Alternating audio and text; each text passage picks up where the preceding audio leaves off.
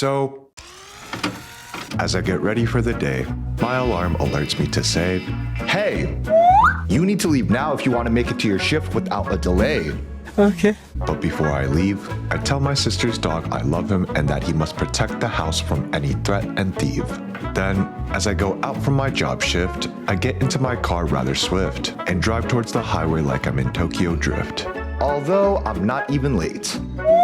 I'd just rather get to work early than deal with a potential negative fate, where my boss tells me in a way very clear, "Hello, congratulations.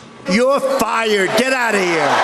and if that were truly the case, I'd storm down Constitution and Pennsylvania Avenue to meet him face to face, telling him, "You can't do this to me in the first place." Catch me outside, how about that? Where I plead every reason why I belong, and each point I'm bringing is nothing other than valid and strong. That's cap, that's cap, that's cap. Yet, his response to me is, Wrong. Get out of here. however, this is all hypothetical, so now just hold my beer.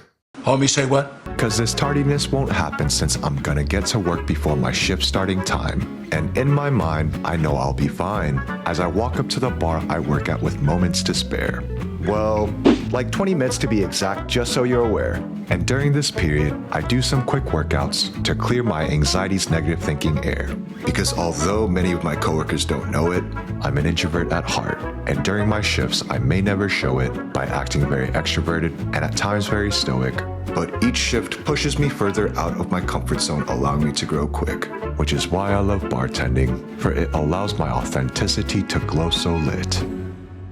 And once I walk in to my job and clock in, a switch turns on in my head where I just lock in, as I get to work by simply doing my job, going around the bar doing the tasks I'm assigned where I don't stop, while performing new tricks I just learned, hoping I don't drop the shaker tins where they make this sound of failure after I flop.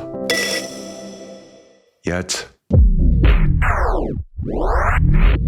I keep it moving and act like that didn't just happen, given that mistakes are part of the process, so no need to be saddened.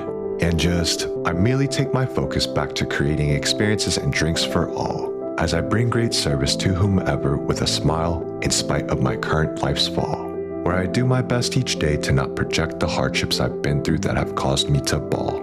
And sadly, I may fail at times where my tips begin to descend. However, in the end, I will be present in each moment, concentrating on the task in front of me by giving my 100%, treating each guest as my friend. And if there's someone at the bar who's in a rut, then I'm there to listen with my full attention, but at the same time, if I see an empty cup, I'm that bartender that instigates you to Turn up! Unless I see it's a situation where you're trying to abuse the booze as an emotional enhancer. And that's where I draw the line to tell you, alcohol is never the answer.